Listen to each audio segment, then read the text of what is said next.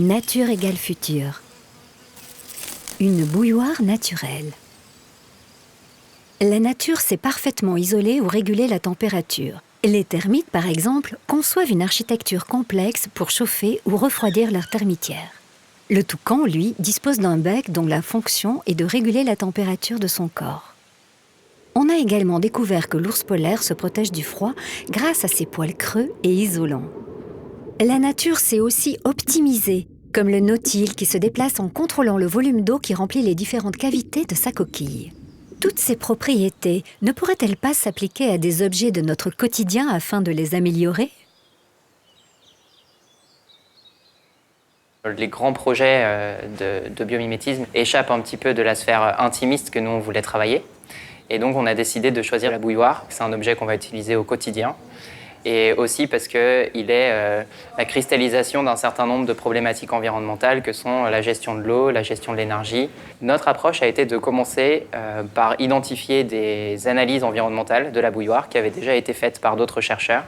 Et ce qui est sorti de ces analyses environnementales, c'est que l'impact principal environnemental de la bouilloire est dû à la consommation électrique en phase d'usage. Donc on a identifié principalement 3 raisons.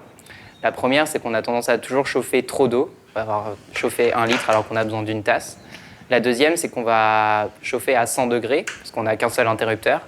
Donc notre idée était de pouvoir adapter cette température, parce que beaucoup de boissons ont leurs meilleurs arômes à des températures inférieures.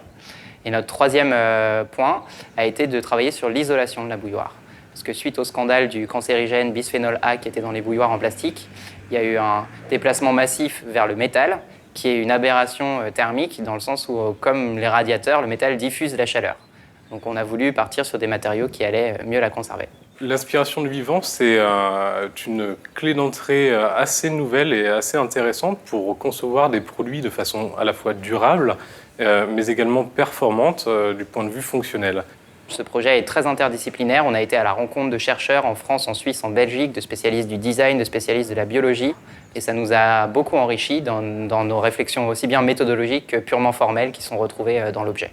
Donc nous avons identifié les animaux qui pouvaient apporter des solutions à ces problématiques. Les 4 animaux retenus ont été le toucan, les termites et leur habitat particulier, le nautile et l'ours polaire, chacun pour des propriétés spécifiques. Alors, le toucan, c'est une espèce extrêmement intéressante pour ce qui est de l'isolation thermique. Si vous faites une coupe de ce bec, si vous le sectionnez en deux, vous allez découvrir une structure alvéolaire très performante qui lui permet d'isoler tout en étant très léger et très rigide. C'est donc un principe que nous avons retenu pour la conception de la bouilloire, de créer une structure externe qui va être très isolante pour conserver l'eau chaude le plus longtemps possible, isolée du monde extérieur. Alors notre inspiration issue de la termitière a été son système de régulation thermique et plus spécifiquement de distribution de la chaleur. La termitière peut réagir thermiquement très vite, elle peut changer de température très rapidement.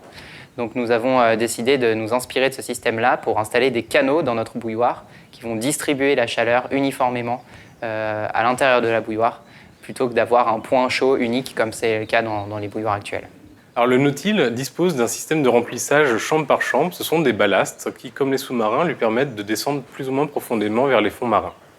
Nous avons repris ce principe qui nous a inspiré pour concevoir un système de remplissage chambre par chambre pour remplir que la quantité d'eau désirée. L'utilisateur, en faisant pivoter le bouchon, va pouvoir remplir l'équivalent d'une tasse, de 2 tasses, 3 tasses ou 4 tasses pour ne chauffer que ce dont il a besoin. Donc, l'ours polaire a été la source de 2 inspirations, et une source d'inspiration pour le matériau. Dans un premier temps, il a sous sa peau une épaisse couche de graisse qui permet d'éviter les pertes par conduction thermique. On s'est donc inspiré de ce matériau pour nous proposer la terre cuite ou la céramique à la place du métal. La deuxième source d'inspiration est une source structurelle, c'est-à-dire qu'en surface de sa peau, il a des poils blancs qui sont creux, qui emprisonnent une couche d'air à un volume assez important, qui permet d'éviter les perditions par convection, donc par les courants d'air au contact de la peau. Donc on a restructuré la surface de la bouilloire avec des petits picots creux pour avoir cet effet d'isolation supplémentaire. Alors, les points forts de cette bouilloire sont doubles. On a d'une part l'impact environnemental qui est extrêmement réduit et d'autre part une bouilloire très performante du point de vue de la fonction, de l'usage. À l'échelle de l'habitat, il y a d'autres applications pour la recherche qu'on a faite, à commencer par simplement changer d'échelle.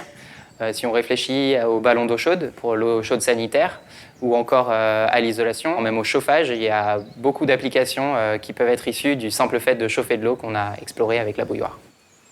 Cette bouilloire, appelée Nautile, peut de plus être imprimée en 3D. Elle est la preuve que l'on peut réaliser des objets du quotidien parfaitement durables et beaux tout en s'inspirant de la nature.